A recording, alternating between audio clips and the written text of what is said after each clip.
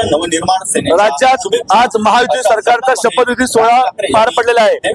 राज्याचे मुख्यमंत्री म्हणून देवेंद्र फडणवीस यांनी शपथ घेतलेली आहे। आपल्यासोबत रत्नागिरीचे भाजपचे कार्यकर्ते आणि पदाधिकारी आहेत। काय सांगाल, देवेंद्र भाऊंनी पुन्हा एकदा शपथ घेतलेली आहे, तिसऱ्यांदा मुख्यमंत्री देवेंद्र फडणवीस झालेले आहेत। खरं तर हा दिवस आम्हाला 2019ला जेव्हा महाराष्ट्र विधानसभेच्या निवडणुका झाल्या तेव्हा आम्ही सर्वांनी हा अपेक्षित केला होता। तेव्हा खरं तर हा विजयोत्सव आम्हाला साजरा करायचा होता, परंतु तेव्हा जे काही घडलं ते संपूर्ण महाराष्ट्राने बघितलं, ते महाराष्ट्रातील जनतेला मान्य नव्हतं।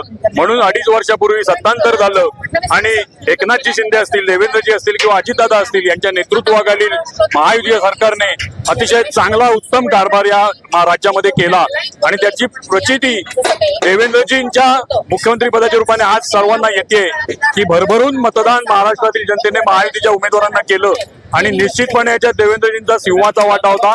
त्यांनी एक पाऊल मागे जाऊन उपमुख्यमंत्री पदही स्वीकारलं होतं, परंतु अंतिमतः पुन्हा एकदा ते मुख्यमंत्री झालेत आणि त्यामुळे जेव्हा आता त्यांनी इथे शपथ घेतली तर संपूर्ण आपण इथे उपस्थित होतात की संपूर्ण इथे लोकांनी प्रचंड जल्लोष केलाय, आनंदोत्सव साजरा केलाय। सर्वसामान्य लोकांना जे अपेक्षित होतं ते आज घडलंय।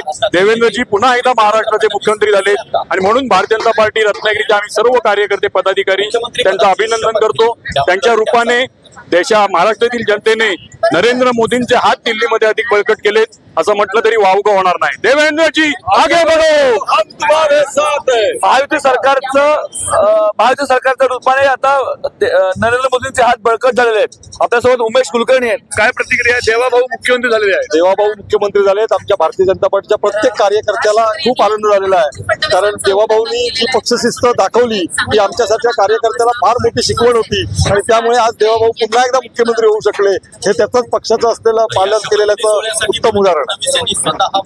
Tanmay Date, Konkan news express, Ratnagiri.